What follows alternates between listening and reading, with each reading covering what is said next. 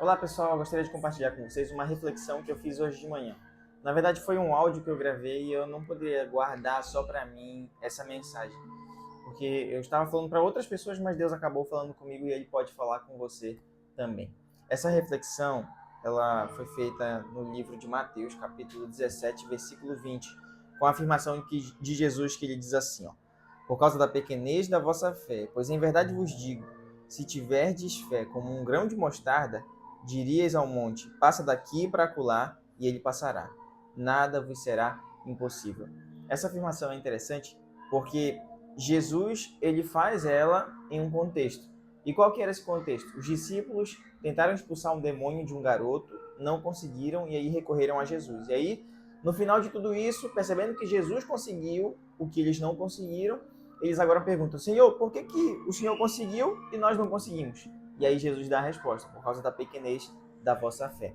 E aí Jesus compara a fé deles com o menor grão que eles conheciam lá na localidade deles, que era o grão de mostarda. Não é o menor grão que existe, mas é o menor grão que eles conheciam naquela época. E o interessante é que a Bíblia de Estudos Endros traz um comentário que fala que na cosmovisão daquela época eles acreditavam que as montanhas elas eram como se fossem colunas de sustentação do céu. Então, por exemplo, se você dizia que através de uma fé do tamanho de um grão de mostarda você conseguiria mover as colunas de sustentação do céu, era um feito muito grande, extraordinário, inimaginável, na verdade. Isso com apenas uma fé do tamanho de um grão de mostarda. Mas por incrível que pareça, nem mesmo essa fé minúscula os discípulos tinham, ou seja, a fé deles era praticamente inexistente. Talvez se existisse o conhecimento que nós temos hoje, Jesus diria que a fé deles talvez fosse do tamanho de um micro-organismo, uma bactéria, um vírus, enfim, não sei. Mas essa reflexão se torna ainda mais interessante quando nós começamos a questionar algumas coisas. Por exemplo, será que de fato essa fé faria com que nós conseguíssemos transportar montes ou fazer coisas semelhantes ou até maiores do que as que Jesus realizou? E aí, quando nós vamos para Hebreus, capítulo 11, versículo 1, ele nos dá a descrição do que seria a fé. A fé é a certeza de coisas que se esperam, a convicção de fatos que não se veem. E aí, quando nós passamos para Atos, capítulo 5, nós encontramos a descrição de que os discípulos, aqueles mesmos que antes não conseguiam nem expulsar um demônio, agora conseguiam fazer feitos enormes. Atos, capítulo 5, versículo 12 diz: muitos sinais e prodígios eram feitos entre o povo pelas mãos dos apóstolos, e costumavam todos reunir-se de comum acordo no pórtico de Salomão. Então perceba que aqueles discípulos que antes não tinham fé, nem do tamanho de um grão de mostarda, agora faziam milagres, grandes sinais e prodígios, e eles eram agora reconhecidos por isso. Qual foi a diferença entre esses dois eventos? O que dividiu, né, os discípulos de antes que não conseguiam realizar nenhum milagre e os discípulos de agora que conseguiam fazer grandes prodígios, assim como os de Jesus? Quando nós vamos para Atos capítulo 2, nós encontramos um grande evento, que foi o dia do Pentecostes, quando os discípulos reunidos em oração, comunhão, agora recebem o dom do Espírito Santo. E eles começam até a pregar, tem o dom de línguas distribuído para eles ali, enfim. Mas, de fato, o que nos leva a pensar que os discípulos de antes não podiam realizar o que os discípulos agora, depois da morte de Jesus, conseguiam realizar, é de fato a falta do Espírito Santo. Mas de fato o que nos, mas de fato o que me leva a pensar que, mas de fato o que me leva a pensar, então de fato o que, então de fato o que me leva a pensar, analisando toda essa história, é que os discípulos de antes não tinham o Espírito Santo que os discípulos agora, depois da morte de Jesus, tinham no livro de Atos. Então, o divisor de águas na vida dos discípulos foi, de fato, o derramamento do Espírito Santo. Só que essa história fica ainda mais interessante quando a gente analisa o que Jesus mesmo diz a respeito do trabalho do Espírito Santo no ministério de Jesus. No capítulo 12, versículo 28, de Mateus, que foi exatamente uma situação também de expulsão de demônios. Então, nesse momento, os fariseus estavam tentando acusar Jesus de que ele não expulsava demônios porque ele era de Deus, mas sim porque ele era dos demônios. Ele foi enviado de Satanás para fazer essa obra, então por isso que ele conseguia expulsar os demônios. Era mais ou menos uma peça teatral.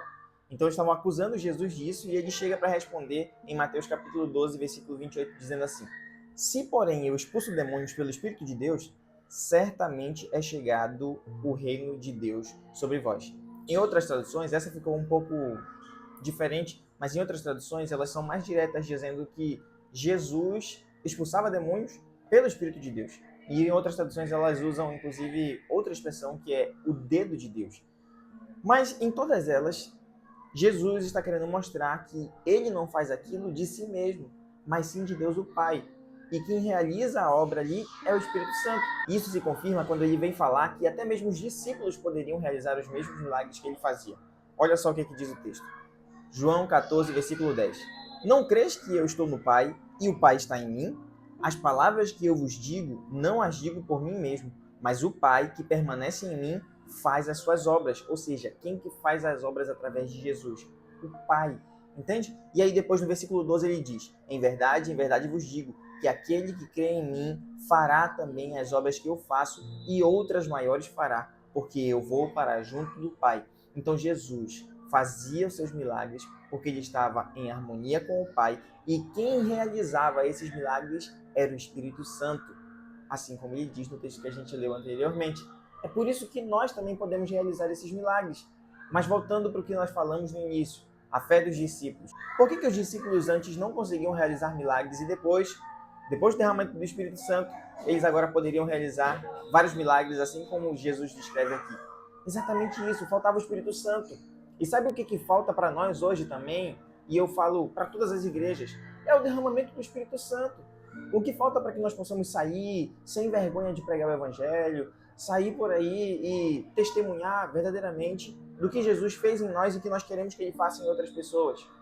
O Espírito Santo. Se nós tivermos pelo menos um grão de mostarda do Espírito Santo sobre nós, nós poderíamos fazer grandes coisas, muitas coisas, coisas maiores do que nós imaginamos.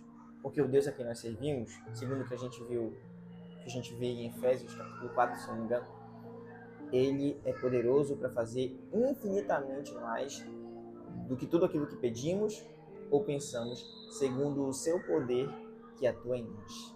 Ou seja, Deus pode fazer grandes coisas, mas tudo na medida do poder que ele pode colocar em nós através do seu Santo Espírito. E aí eu te pergunto, o que falta para você ter mais comunhão? O que falta para você se aproximar mais de Deus? O que falta para você ler mais a Bíblia? A nossa oração hoje deve ser não para que nós possamos fazer grandes pregações, não para que nós possamos sair para pregar o Evangelho, mas antes, para que na nossa casa de manhã cedo nós possamos acordar e a primeira coisa que façamos é abrir a Bíblia, folheá-la, lê-la, acompanhar principalmente os últimos momentos da vida de Jesus aqui na Terra e o sacrifício que ele fez por nós.